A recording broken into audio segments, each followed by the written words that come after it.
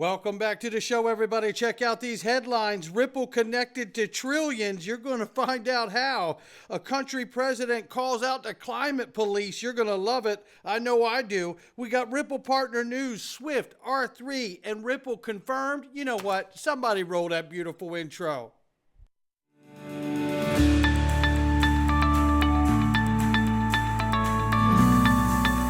Digital Perspectives with Brad Kimes. Come on in.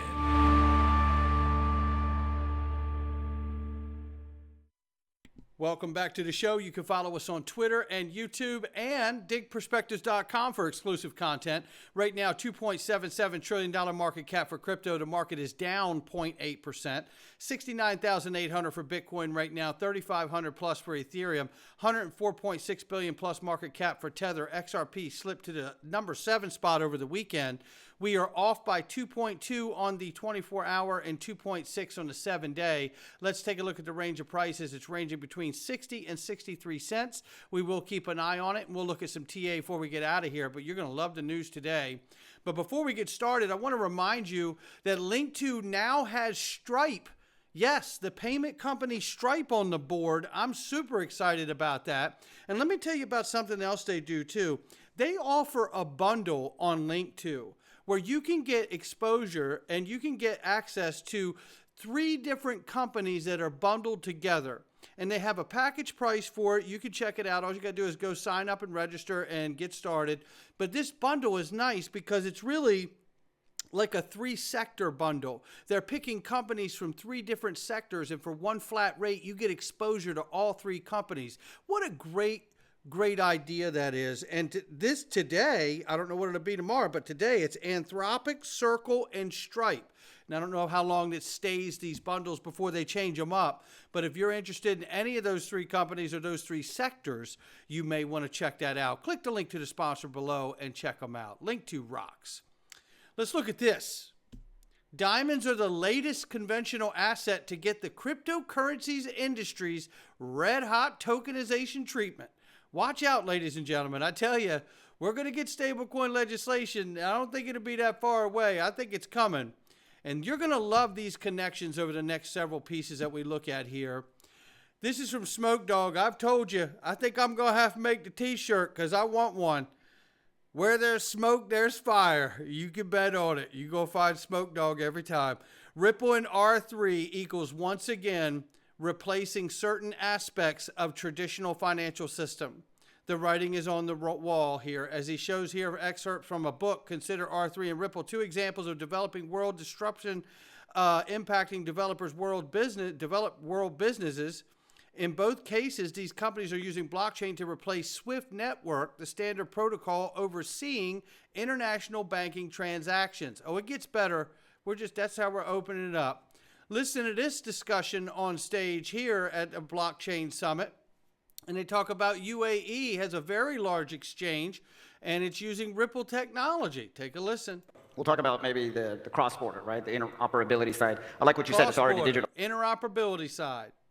Right, so it's already interoperable in some ways. Now, what are these BRIC countries going to do with their new currency? I tend to say good luck. Let's see how the thesis plays out. But if you're going to try to get, like the UAE has a very large exchange, the UAE exchange. They even use the Ripple technology, right? And so that's been, 4 years now? That doesn't communicate outside as a very large exchange. The UAE exchange. They even use the Ripple technology. Let's see how the thesis plays out. But if you're going to try to get, like the UAE has a very large exchange, the UAE exchange. They even use the Ripple technology, right?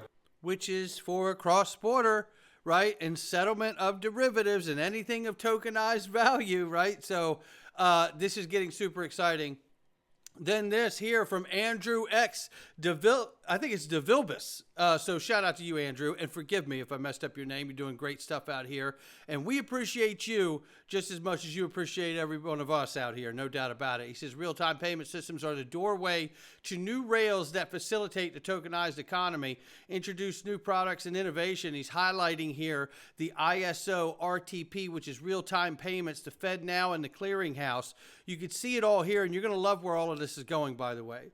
So ISO 20022 2 allows RTP participants, real-time payments participants, and TPSPs to develop, source, and introduce new product and innovation. Now let's go to the next piece of the puzzle here, where Andrew shows again, browsing through the clearinghouse real-time payments providers, I see 3 Ripple partners already, and I'm just going to highlight 2 for the sake of this conversation, Volante, right? And then I wanted to highlight also Finastra, which we're going to focus on today. ACI and I believe FIS are also involved, if I'm not mistaken, but nevertheless, let's focus on Finastra for today's conversation. Mr. Mann goes into Finastra and the full stack fusion total messaging utilized by Swift. Let's go into this. He says, we must also agree. He says, so if we're in agreement that Finastra, full stack fusion it's called, total messaging is utilized by Swift, which it is, we must also agree that R3 has the capability to utilize the 5 billion XRP that they own and or can tap into Swift's GPI through R3's Corda network to authorize and settle payments through a gateway which would connect Corda and Swift's GPI system. That's how I understand it to work as well. Fusion Lender.com is based on Corda Enterprise R3 commercial version. It's open source blockchain platform, Corda, right? We know what it does, right? But you see the Fusion tie. FusionLender.com integrates directly into the overall technology stack at the banks. He's breaking it down chapter and verse here. Swift CEO announces tie-up with blockchain startup R3. So you see the Swift tie-up, which we all are well aware of. Then you can see here, Fusion Total Messaging, Finastra Hosted Services. You see all the connection here to Swift. We're not done with you yet now. We're not done with you yet. You're going to love all of this. Then we go down here, and you can see here, I think we're at the point of this journey where people should now be able to admit that Swift is utilizing Ripple's technology. Don't believe me? Look for yourself. Finastra provides Fusion Total Messaging, as you'll see here, that diagram we left off on. And then he takes us one step further, a single connection across global domestic networks. It shows here third-party integrations, carefully curated third-party solutions. We see here MasterCard cross-border services, Thunes, Ripple partner, Ripple themselves for cross-border payments and connectivity can be integrated with the platform.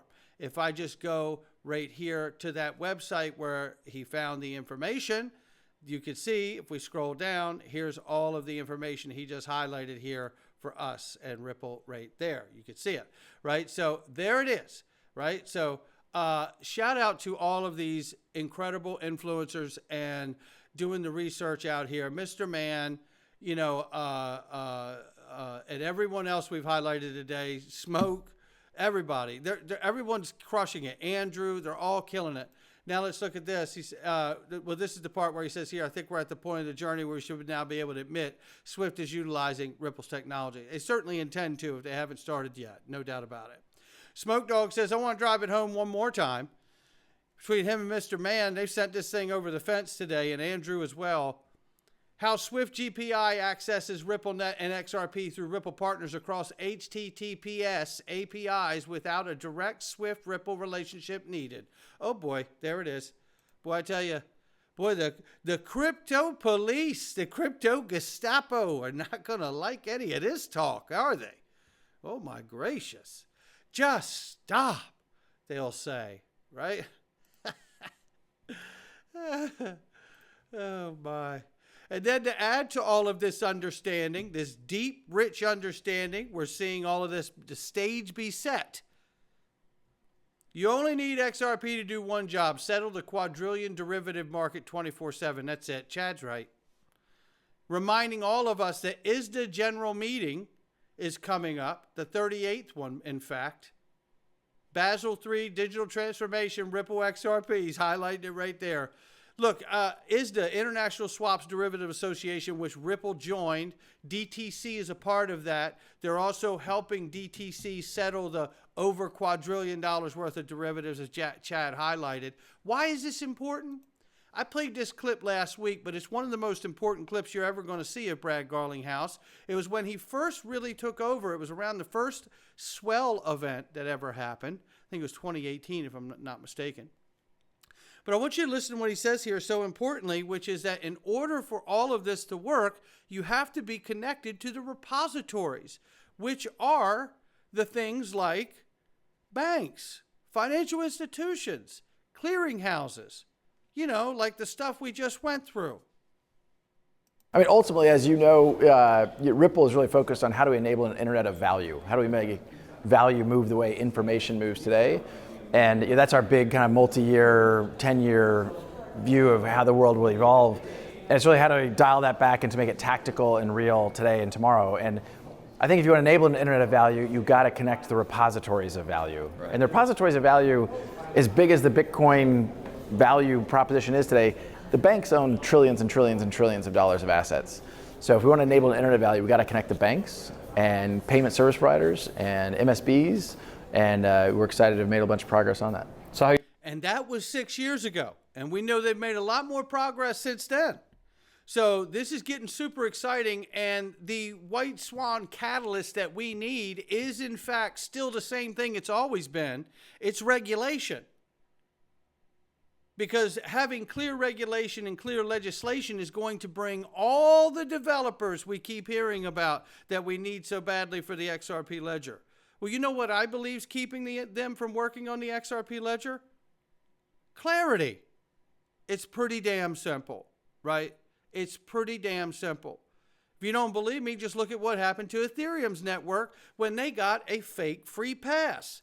Look at the billions upon billions of dollars worth of tokens that were built and launched off of there like an assembly line once they believed they had the perceived clarity. It wasn't because it was a better network. It was because they believed they had the freedom to build on that network without any problems from regulators. That may not be true today either. Let's take a look at this. Well, this is a throwback. Ripple's strategy, ladies and gentlemen, crawl, walk, run. Well, if you were here back in the old days, established relationship with financial institutions and governments, remember, Federal Reserve Faster Payments Task Force, and all of the other associations they belong to, like Digital Dollar Project, the Euro Project, the Digital Pound Foundation, and the rest of it. Work with regulators for regulatory clarity. Establish payment corridors, create partnerships with governments, FIs, NGOs, central bank contract for escrowed XRP. Remember, there's 1,700 contracts currently discussing that in the remedy phase, and it doesn't seem like we, the general public, will be made privy to what all of those contracts in fact were, and I understand that.